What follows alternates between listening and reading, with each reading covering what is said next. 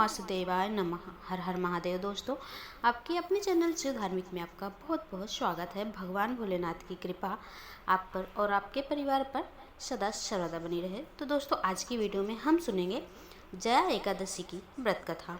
अंत तक जरूर देखें, कथा पूरी अवश्य सुने, कथा को बीच में न छोड़ें।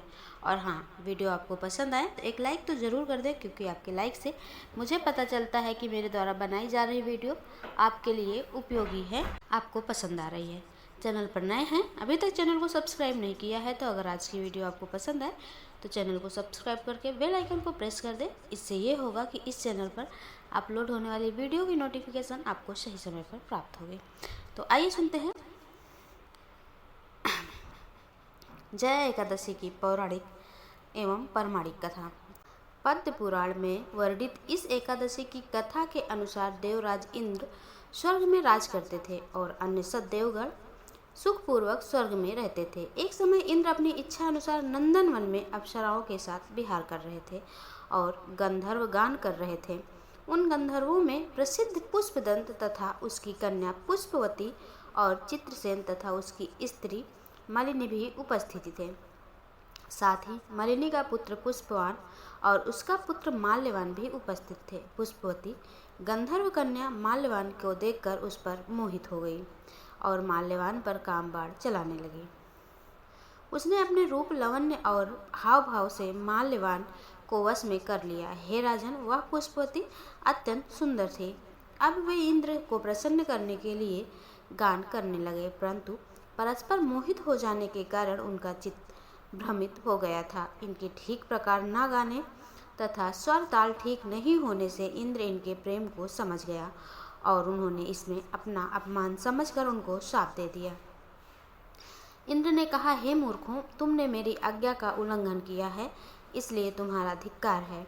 अब तुम दोनों स्त्री पुरुष के रूप में मृत्यु लोक में जाकर पिशाच रूप धारण करो और अपने कर्म का फल भोगो। इंद्र का ऐसा शाप सुनकर वे अत्यंत दुखी हुए और हिमालय पर्वत पर दुखपूर्वक अपना जीवन व्यतीत करने लगे। उन्हें गंध, रस तथा स्पर्श आदि का कुछ भी ज्ञान नहीं था। वहाँ उनको महान दुख मिल रहे थे। उन्हें एक क्षण के लिए भी निद्रा नहीं आती थी। उस जगह अत्यंत शीत था, इससे उनके रोंगटे खड़े रहते और मारे शीत के दांत बजते रहते।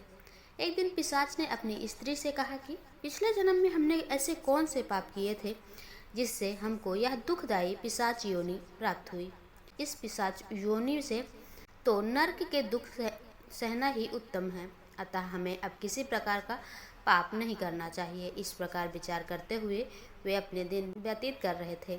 दैव योग से तभी माघ मास में शुक्ल पक्ष की जया नामक एकादशी आई। उस दिन उन्होंने कुछ भी भोजन नहीं किया और न ही कोई पाप किया, केवल फल फूल खाकर ही दिन व्यतीत किया और सायंकाल के समय महान दुख से पीपल के वृक्ष के नीचे बैठ गए।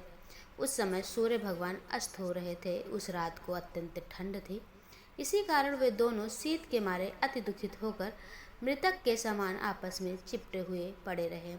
उस रात्रि को उनको निद्रा भी नहीं आई। जया एकादशी के उपवास और रात्रि के जागरण से दूसरे दिन प्रभात होते ही उनकी पिशाच योनि छूट गई।